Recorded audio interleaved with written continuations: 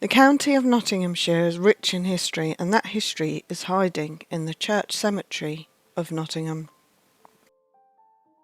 Edwin Patchitt designed the cemetery. It was built on the site of an old sand mine run by a man named Rouse, and it is surrounded by many sandstone outcrops, hence its popular name, the Rock Cemetery. If the thousands of graves that are here weren't enough to send shivers down your spine, this site was previously Gallows Hill, where crowds gathered to watch public executions. In 1827, William Wells, aged 46, was the last person hanged here, and he was hanged for highway robbery.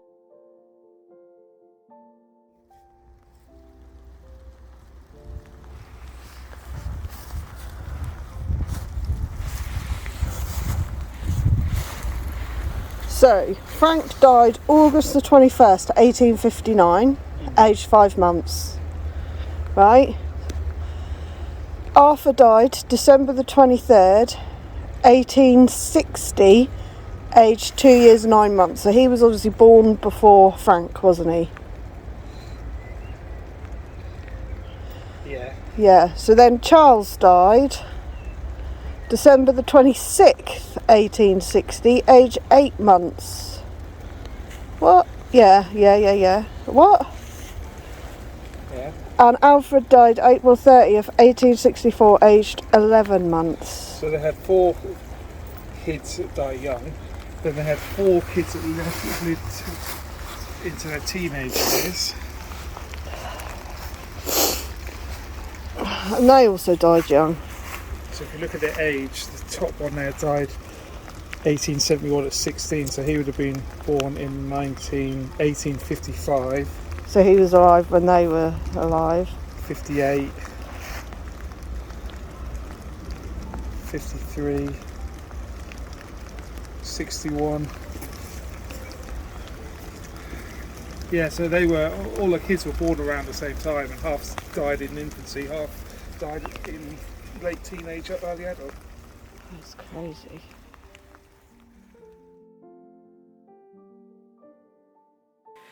Nottinghamshire may be home to some of Britain's most historic sites, but the church cemetery of Nottingham holds its own secret. Here, tales of murder, unclaimed bodies and forgotten lives bubble away beneath the surface. The cemetery is a place of poignancy and sadness, nowhere more touching than among the paupers' graves which lie in a sandpit in the centre of the cemetery.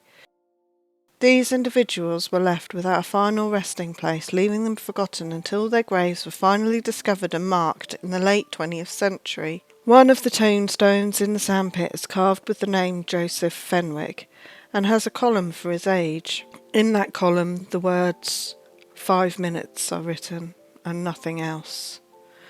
Unfortunately, due to the erosion of time, this tombstone is now pocketed with holes and rusting. It also shares a burial place with hundreds of other people, babies, children and adults. They all came from families too poor to give them a proper burial, so they were instead buried in a pauper's grave, often 20 or more beneath one heavy grey slab. Other inscriptions read, "Here lies George Shepherd, whose life lasted barely an hour. Patrick Dormer, who was only 10 hours old. William Congdon, 12 hours. Laura Hewitt, 6 days. Most of the names, though, you can no longer read. It is a tranquil spot with 2 flowering trees stretching out over the burial plots, which lie in the shadow of the old quarry's red stone walls, dotted with caves and brick-built arches intended to be used as catacombs. There were also buried here those considered unworthy by their contemporaries and were given unmarked graves. Relatives and friends had excluded them from having a physical marker on their grave, and these remain unknown to this day.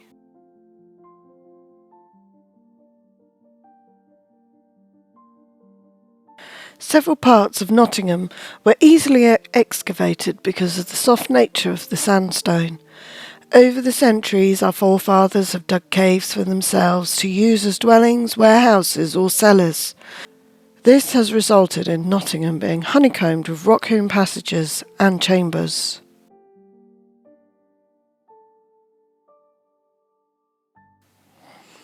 The caves themselves are interesting for their presence, their height, and their basic geological characteristics. There are also some questionable graffiti and candle holes to find.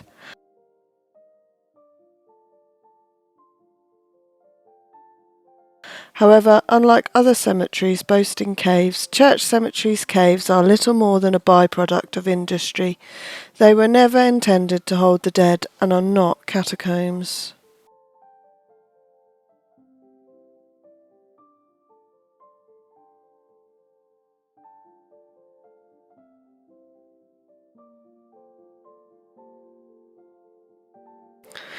It is popularly believed that one of the larger caves in Church Cemetery was once used by Robin Hood to stable his horses.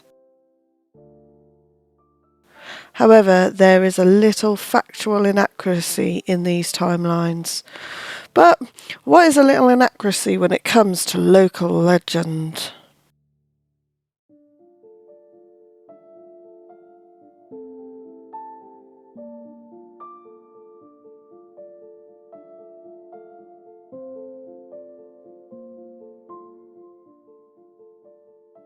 Just like in London, Nottingham was becoming overrun with the dead.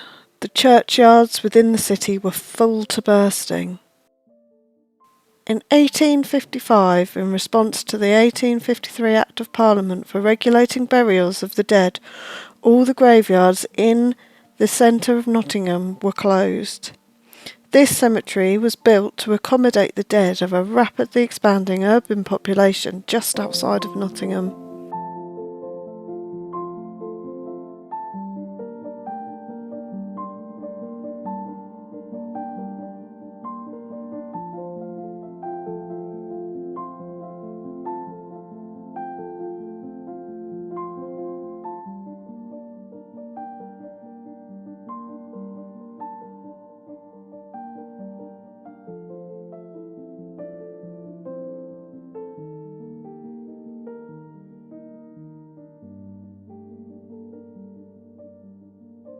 In one part of the graveyard you are met with sandstone walls.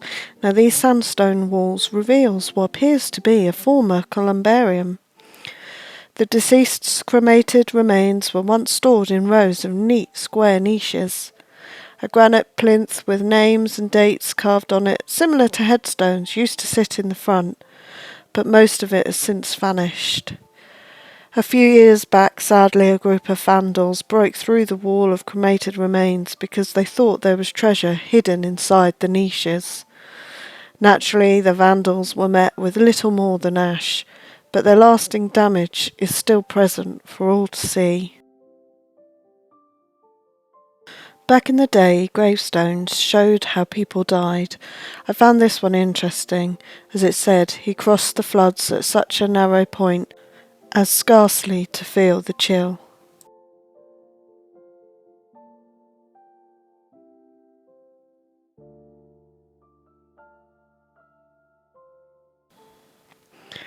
The quarries, pre-made pits, caves, nooks and holes have been cleverly utilised by both the living and the dead.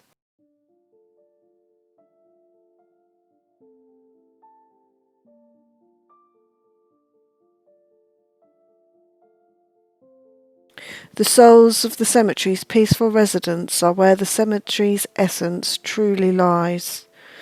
As you've seen throughout this video, it is not just a place for burials, but also a stark illustration of the gap between the rich and the poor.